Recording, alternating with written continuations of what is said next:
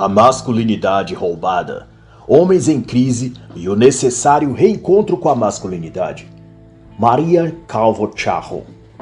Este não é um audiobook da obra, é uma análise em que comento pontos relevantes e posso fazer ilações, comparações ou exemplificações para com a política do dia, cultura ou eventos atuais. É uma tradução minha do original em espanhol e pode conter pequenas incorreções, mas que certamente não comprometem o entendimento da obra no seu todo. A autora é jurista e professora de direito, nascida e residente na Espanha, esposa e mãe de filhos. Colaborou escrevendo diversos artigos para importantes veículos de comunicação na Europa. Foi pesquisadora na Universidade de Harvard, nos Estados Unidos, membro de comitês científicos renomados no campo educacional e social, além de membro também de fóruns científicos na Europa e escritora de diversas obras no campo das relações sociais, relacionamentos conjugais e filhos. Também sobre feminismo, misandria, mudanças culturais. Nesta obra ela discorre sobre a crise na masculinidade que a sociedade moderna veio a produzir em diversos dos seus textos e falas, em suas apresentações na Europa. Ela incorre sobre el hombres suaves, que no nosso humilde português chamamos de homens feminizados, homens soja, soy boys, ou desses termos que remetem à delicadeza e sensibilidade antes vistas nas mulheres, agora transferidas para a classe masculina. E é disso também que se trata esse livro. E ela entende que não se trata mais de uma sociedade feminista. O feminismo moderno não se ocupa mais prioritariamente em cooptar as mulheres, pois já conseguiram isso. A virada do feminismo agora é feminizar os homens, fazê-los perder sua masculinidade. E por isso mesmo, Maria Charro apelida esta sociedade de feminizante, pois que, para ela, se trata disso, de criar um ambiente cultural e social onde tudo é evidenciado e inclinado para o feminino. As decorações dos locais públicos, os padrões arquitetônicos de prédios, shoppings, lojas, os vestuários, mesmo aqueles ditos para o público masculino, as cores, estampas, tecidos e modelos estão sendo trabalhados para expressar delicadeza e suavidade. Isso é feminilidade. Tudo na sociedade, incluindo as leis, a linguagem, as formas culturais e o sistema de ensino, vem sendo programado para não apenas atender uma demanda feminina, mas para transformar também os homens em seres afeminados, nos gostos, no modo de vestir, de andar, de falar e até no seu modo de pensar, se possível. E do ponto em que analisa a autora, é importante dizer que a crise que ela aponta e enxerga no contexto da masculinidade está tanto fora como também dentro dos homens. Isso é, ela vem de fora para dentro, vem do meio social, escolas, universidades, ambiente familiar, filme, cinema, games, música, mas também se reverbera dentro de cada homem e de cada menino. E uma está associada à outra, não havendo como dissociá-las ou hierarquizá-las no tocante a qual afeta mais cada homem, cada jovem, menino. Interessante que o prestigioso autor Steven Pressfield, em sua obra de 2020, na língua portuguesa, e 2011 na edição original, chamado O Espírito do Guerreiro, divide a sua obra em 3 partes. A segunda e a terceira chama-se, respectivamente, Guerras Externas e Guerras Internas, que irão formidavelmente tratar também desses pontos que Maria Charro narra aqui, sobre as batalhas dentro e fora de todo homem, remetendo ao seu ambiente social e cultural e a seu coração e alma, seus sentimentos, emoções e mundo psicológico. Dever, honra, liderança e desejo de vitória são elaborados no contexto das guerras externas. Aqui vem do meio em que se está inserido, e disciplina, sabedoria e ritos de passagem são distendidos na parte de guerras internas. E uma de suas oportunas reflexões é que a honra, o senso de dever e essas coisas é um ponto crucial na vida e mentalidade do homem e que eles mesmos estão aprendendo a desvalorizar como se fosse uma questão sem importância em suas vidas. No entanto, é uma das bases de sua saúde mental e capacidade de equilíbrio diante das situações da vida. Tanto que Todas as tribos, povos e culturas antigas possuíam rituais e ensinamentos sobre isso, onde o homem provava seu valor e força moral e mental diante da tribo e para si mesmo, e só então era admitido no clã de guerreiros ou recebido como homem de verdade. Diversas culturas guerreiras desde a antiguidade, diz Pressfield, possuem seus códigos de honra pelo qual os homens da tribo são forjados. Índios, Sioux, Zulus, africanos, Pestos da montanha, espartanos da antiga Grécia. Quaisquer que fossem os povos, haviam princípios pelos quais os membros masculinos do clã deveriam se guiar. E o problema disso é que, quando se rebelam contra a sabedoria milenar desses ritos e códigos que delineiam a masculinidade, normalmente esses homens se perdem na vida, perdem o foco, o ritmo, passam a viver sem rumo e, por consequência, sem honra. Embriagados, desmotivados, entregues aos vícios, sem metas e sem nenhum plano ou caminho definido para seguir. Apenas barcos sem leme nem velas empurrados pelo vento, pelo mar afora. O que vier é lucro. Não já ouviu essa palavra sendo dita por muitos por aí? Pois então, são barcos à deriva, não tem rota, não tem objetivo onde chegar. Perderam a honra que rege a conduta masculina. A marca de honra de um homem está inculcada em tudo que ele se dispuser a ser e fazer, no seu trabalho, nos seus estudos, nos seus relacionamentos.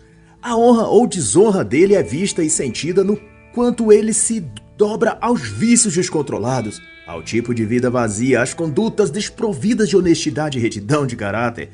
Honra é o salário psicológico da vida de um homem. Está ligado à liberdade e busca de plenitude, coisas que não podem ser compradas com dinheiro algum. Apenas podem ser conquistadas e desenvolvidas com ações honradas, palavras firmes e de sabedoria e uma postura imaculada diante da sociedade.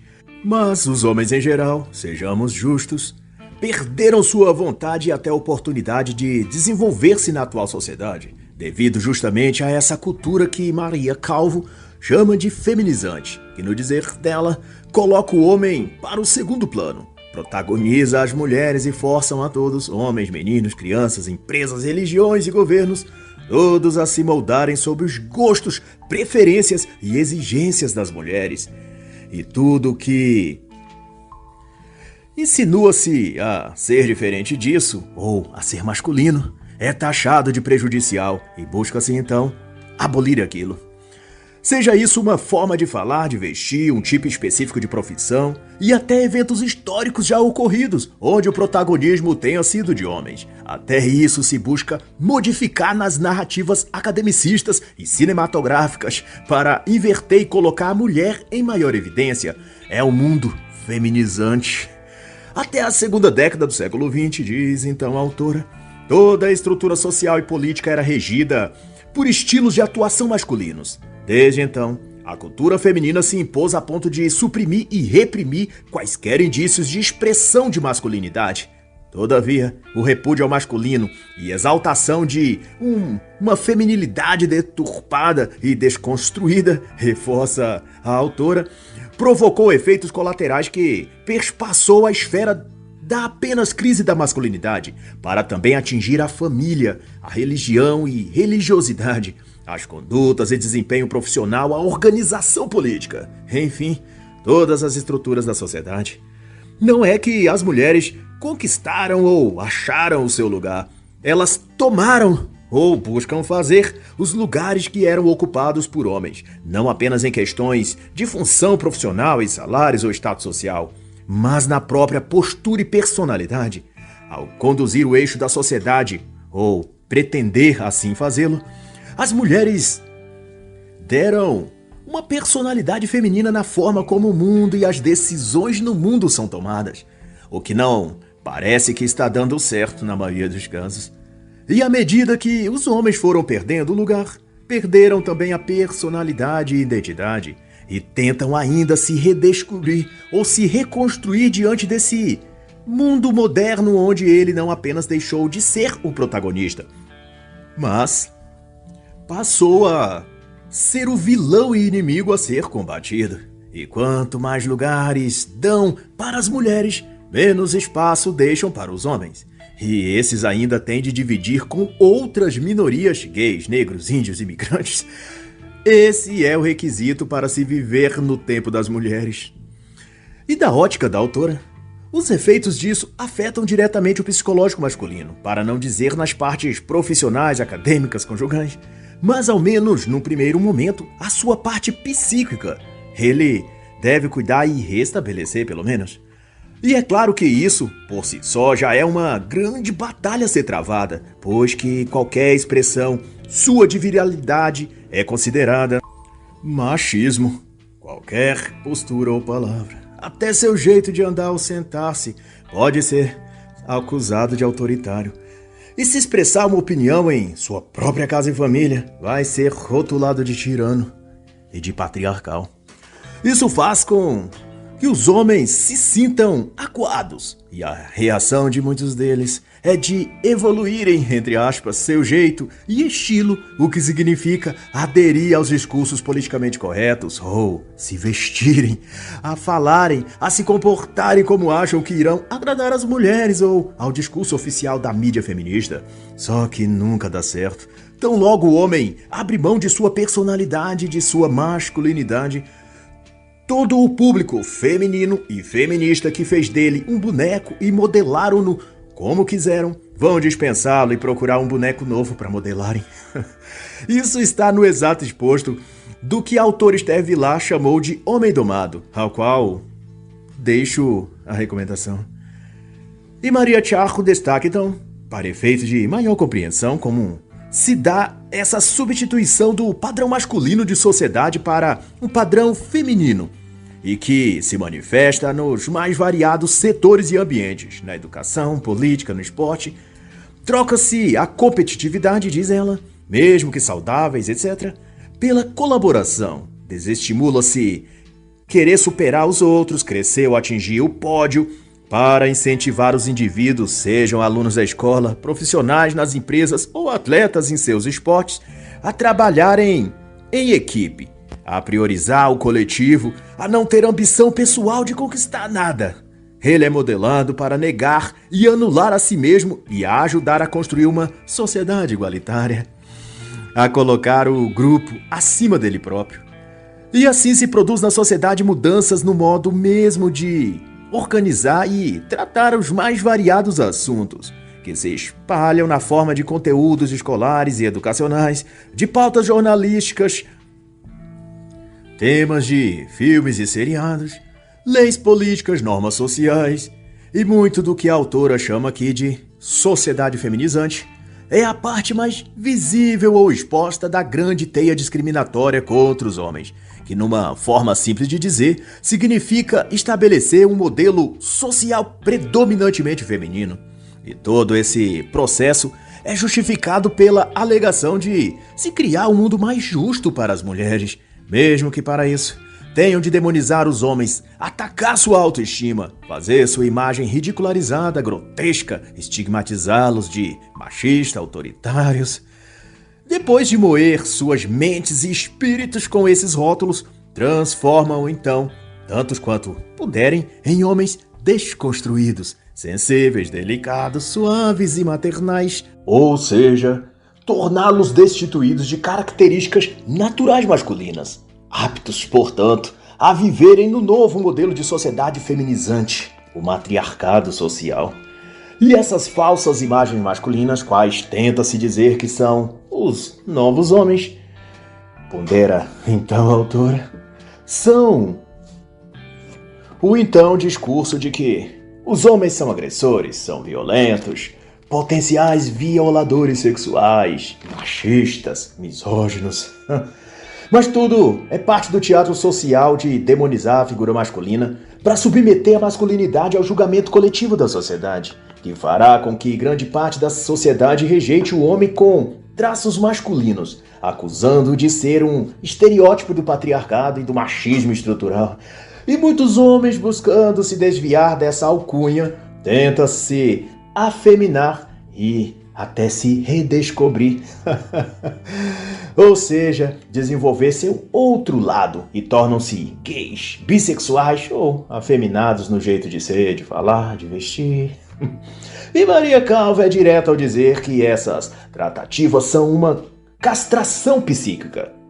Mas ela é também clara ao afirmar que, muito ao contrário do que acham algumas das próprias mulheres, isso não beneficia a elas, as mulheres, em nada. Pelo contrário, esse tipo de demonização aplicada aos homens acaba produzindo sentimentos de frustração nesse público, que os estimula à violência, alimentando um monstro que se voltará contra as próprias mulheres. Onde todos acham que vai parar, diz ela, essa pressão sistemática de propagandear que as mulheres são belas, puras e boas e os homens são os maus opressores. O fim disso não pode ser bom. E para Maria Sharon, o alegado empoderamento feminino é, na realidade, um apoderamento das narrativas e símbolos que se mantêm sobre a sociedade no quesito de sinalizar virtudes, como afeto, doçura, companheirismo, apreço familiar, dedicação, mas não significa que elas sejam assim realmente. Essa adesão é simbólica, metafórica. As mulheres possuem tantos ou iguais defeitos quanto os homens, mas no campo das narrativas, o discurso da virtude pertence e está a favor das mulheres, e por muito se repetir de que são meigas, belas, virtuosas, semideusas. É essa a imagem que se perpetua no imaginário social. É uma espécie de engenharia psicológica, diz a autora, onde toda a expressão e dimensão masculina é tirada dos ambientes sociais e da vida em geral. E os jovens e meninos são forçados a crescer sem referenciais do masculino e de masculinidade, pois não veem mais isso nem nas roupas, nem nos filmes, músicas ou nos comportamentos dos próprios homens, ao ponto desses meninos irem crescendo tendo de lidar com um meio social que lhe diz o tempo todo que ele é mau, que a sua natureza masculina é ruim, machista, misógina. E é justamente essa pressão psicológica que o empurrará para as drogas, para o crime, para a violência, depressão, crise de identidade, homossexualismo.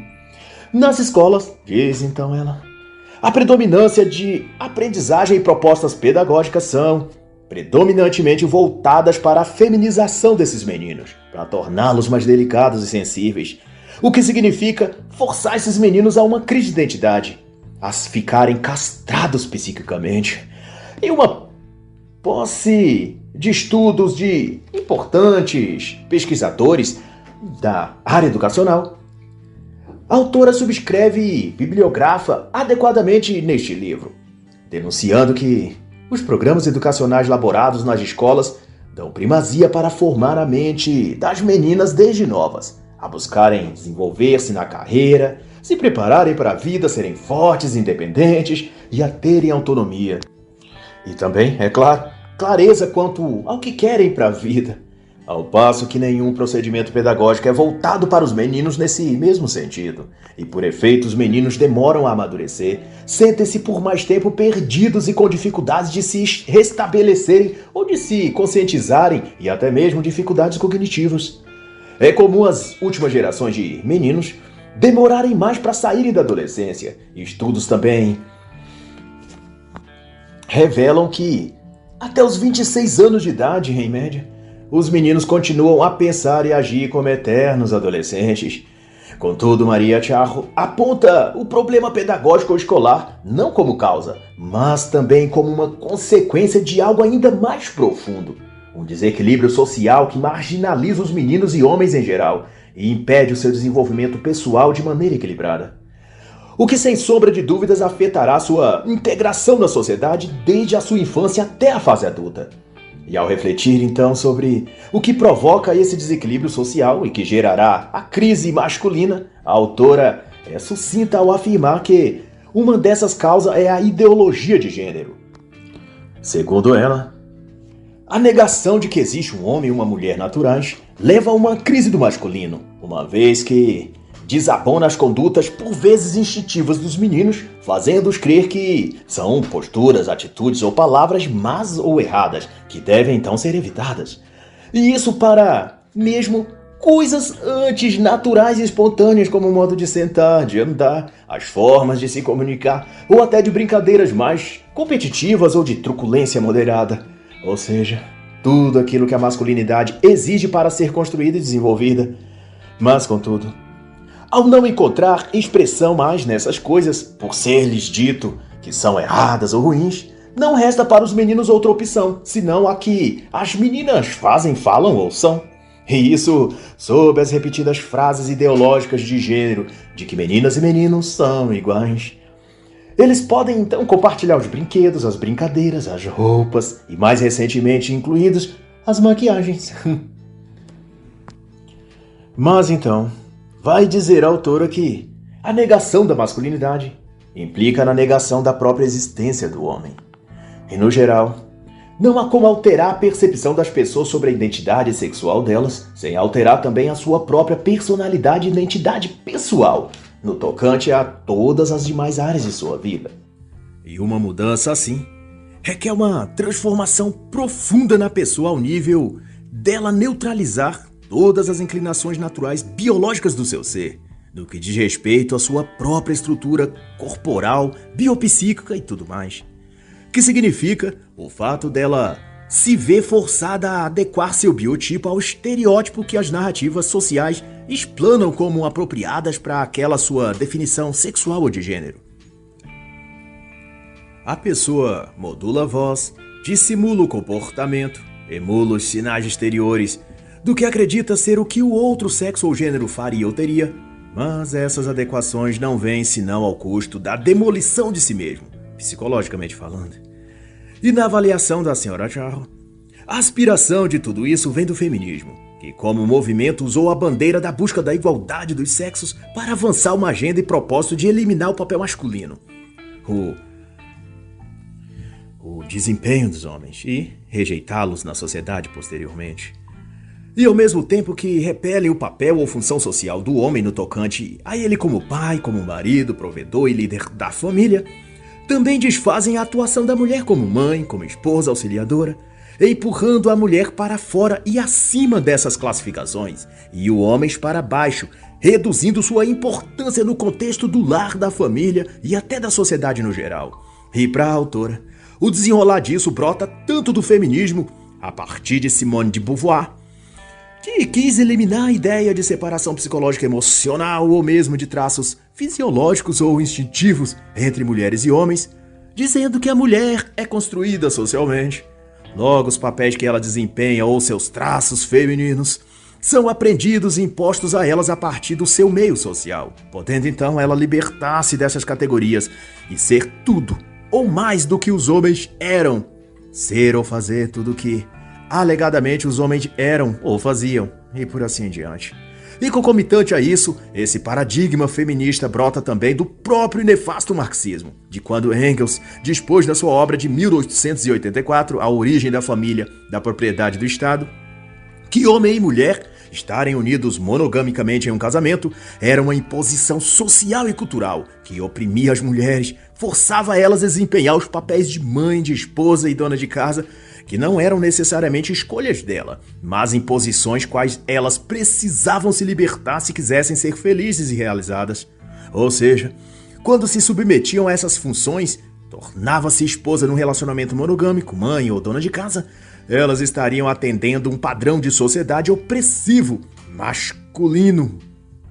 E que a liberdade, porquanto, estaria no oposto disso. E dessa união, portanto, da teoria marxista com o feminismo, nasceu o que mais tarde foi ser denominado teoria queer. Estudo de gênero, identidade de gênero, etc. Sendo tudo isso, primeiramente, aperfeiçoado por diversas outras feministas como Shulamit Firestone, que priorizou os ataques à função da maternidade e reprodução, além da liberação sexual feminina, Virginia Woolf, que focou na homossexualidade masculina e feminina e no que hoje tem o nome de sexo fluido, mas também participou disso homens, como o próprio Engels, como citado, também Erwin Marcuse, com a mesma pauta de liberação sexual e outras, sempre validando as teses uns dos outros e acrescentando por sua própria conta uma ou outra perversãozinha a mais, que não obstante, desfavorecia o homem e empoderava as mulheres, como se diz hoje. Mas Maria Charro não deixa também de lembrar o papel da ONU como promotora também dessas mudanças sociais e cita a Conferência Mundial da Mulher em 1995 em Pequim, na China, sendo então essa grande inserção do mundo na pauta de gênero, a ideologia queer, que questionou desde aí em diante o papel biológico das mulheres, como a maternidade, por exemplo, mas também toda a identidade social da mulher, ela como esposa, como adjuntora do marido, como orientadora dos filhos, como equalizadora no lar e família, e até seus gostos naturais de como se vestir, falar ou sexuais, tornando-as lésbicas, masculinizadas, bi ou quaisquer coisas assim, e do mesmo modo que viria a ser ensinado aos homens serem o oposto do que a natureza lhes ensinou. As mulheres se tornariam novos homens e os homens novas mulheres. Em suma, o que a ONU consolidava era que o natural e o social no que diz do ser interno e externo da mulher e do ser humano no seu todo era flexível e passivo de modificação. Assim não haveria mais então função, papel ou qualquer outra designação que fosse biológica ou tida por natural que separasse o que é homem e o que é mulher. Tudo passaria a ser construção social e cultural, tudo seria fluido e relativo, e isso chegaria anos depois ao que agora se impõe, a busca por mudar também a linguagem e o modo de se referir ao homem e à mulher, naquilo que se diz linguagem neutra, para então adequar a fala ao que a ONU já chancelou anos atrás, que homem e mulher são gêneros construídos socialmente e não biologicamente, de forma que cada um é o que escolhe ser, ou nada se também assim escolher. Então, tentar referir as pessoas com pronomes definidos, ó, a, ele, ela, é uma imposição opressora, já que nem todos se encaixam nessas definições. Há uma minoria que são isso ou nada disso ao mesmo tempo, ou coisa diversa. Ou hoje é algo disso e amanhã já não é mais. Logo, é opressor determinar o que ela seja. Assim, a fluidez dessas pessoas necessita de uma fluidez também na linguagem para se referir a elas sem magoá-las. Troca-se a, o, etc. pelo x, pelo e por assim em diante. E a ONU, conclui a autora, que confabulou a Declaração Universal dos Direitos Humanos, é ela própria que vem agora disseminar no mundo uma ética global que nega e ataca as verdades antropológicas essenciais do ser humano. E não por menos, que já se cogita na própria ONU substituir a Declaração Universal de 1948 por uma nova, a Declaração dos Direitos Emergentes do século XXI, que daria voz universal às minorias de gênero e outras. E demanda disso, como fica evidente, o preconceito e discriminação contra os homens, a misandria. E tantos outros autores já trataram disso, como Daphne Paté, em Heterofobia, Guerra contra os Meninos, de Christine Sommers, David Benatar, em O Segundo Sexismo, Discriminação contra Homens e Meninos, ou Catherine Jung e Paul Nedson, em Santificando a Misandria, que é inclusive uma trilogia onde aborda profundamente a questão do ódio e perseguição do feminismo e modernismo contra os homens. No capítulo, por exemplo, chamado Ideologia da Deusa e Misandria, os autores explicam como os movimentos de direitos ou defesas sociais mesclaram discurso moralista, pautas sociais e pautas políticas para se criar uma máquina de perseguição aos homens, sob álibis de luta em favor das mulheres ou minorias, que não passa, na visão deles, de uma captura ideológica da opinião pública através da mídia, principalmente, para justificar quaisquer leis e medidas que venham a tomar contra a masculinidade, que também estrategicamente chamam de patriarcado. E diante desse panorama, o desenvolvimento maturacional dos meninos é prejudicado pela imposição social e cultural desses padrões de ser e pensar ajustados aos gostos e gabarito feminino.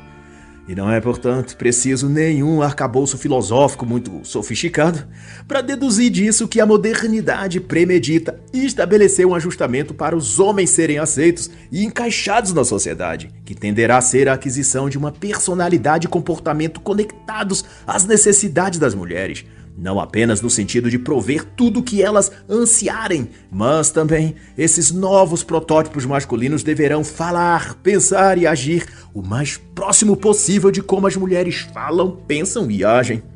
E, de novo, é necessário fixar aqui o termo castração psíquica, pois é disso que se trata.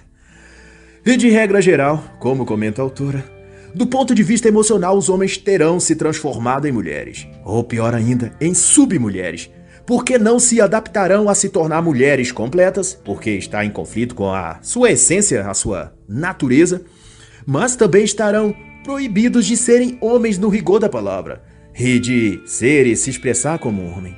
E de assim será ele empurrado a um limbo psicológico, ou Frankenstein caricato, aglutinando na sua conduta, na sua fala e pensamento, aspectos e traços femininos, masculinos, típicos, transexuais, neutros e tudo isso. E dentro de si, só haverá uma confusão de ideias, conceitos, indefinições que mexerão com sua saúde mental e causará alterações de humor bruscas, pensamentos desordenados, baixa autoestima, problemas de cognição intelectuais, falta de sentido existencial, abuso de drogas e bebidas e toda uma gama de causas e efeitos que consumirão sua paz de espírito e seus anos de vida. Por isso, ajustar-se ao mundo moderno é uma opção pela morte psicológica e intelectual, um suicídio mental, se pode assim ser dito. E para fins de auxiliar os jovens e também adultos do sexo masculino a superarem e vencerem esse espectro de coisas, eu recomendo uma obra fundamental: As Três Idades da Vida Interior e As Três Vias e as Três Conversões, ambas do frade dominicano e teólogo tomista Reginald Marie Gerligou-Legrandi, que ensina e instrui sobre seguir a pureza perfeita, como ele chamou na obra, ou o caminho da alma, que grosso modo é o trilho de desenvolvimento pessoal que todo homem precisará seguir se quiser sobreviver aos sistêmicos ataques contra a sua masculinidade, que o mundo moderno está e permanecerá a fazer daqui por diante, e até que se estabeleça o reino da nova ordem mundial. Mas não deixarei também de citar a obra De Homens para Meninos, A Construção da Imaturidade Moderna, de Gary Cross, onde ele fala da geração Pepsi em um dos capítulos, mas que abarca e expõe o comportamento e mentalidade modernas, como, por exemplo, quando ele dilucida sobre a escravidão ao glamour, que foi uma tendência cultural entre os jovens anos 1970 e 1980, mas que pode ser perfeitamente transposto para o contexto das selfies para redes sociais ou aplicativos de namoro, ou também sobre a cultura do TikTok, por aí vai. No cerne de um e outro fenômeno está a rebelião, nas palavras dele, contra a maturidade e uma tentativa ou desejo de abraçar uma adolescência perpétua, vivida com hedonismo e sem responsabilidade. Mesmo naquela época, a masculinidade no conceito tradicional era já atacada e chamada de conservadorismo burguês. Mas, porém, não eram só feministas raivosas que faziam coro a isso. Muitos homens jovens naquele tempo já aderiam a essas ideias e modelavam a si mesmos conforme essas tarjetas sociais. E, no mais a mais, quanto à obra de Maria Charro, cabe a conclusão de que os homens devem desenvolver uma imagem concreta, uma imagem determinada e específica de si mesmo, onde sua masculinidade não seja submetida a experimentos sociais, e isso deve-se a ele mesmo, ao modo como ele decide viver, em busca da aceitação a grupos, movimentos ou o que for, ou a postura de firmeza e imutabilidade diante de uma sociedade em ruínas. E na visão da autora, essa é a nuvem mística, na qual o homem antes vivia e agora precisa voltar a viver se quiser sobreviver ao final dessa guerra contra os homens. Mas para viver isso, ele não precisa captar alguma mensagem ou código exclusivo dos iniciados ou nada assim.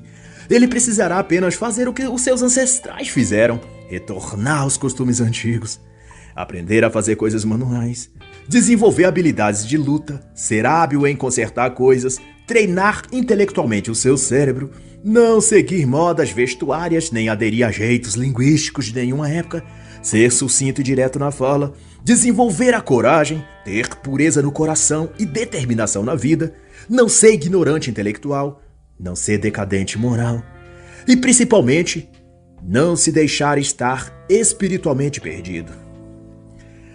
E assim está dito: os que confiam no Senhor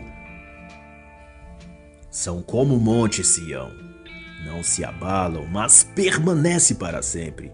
Pois como em volta de Jerusalém estão os montes, assim está o Senhor ao redor do seu povo, e o cetro dos ímpios não prevalecerá. Salmo 125, 3.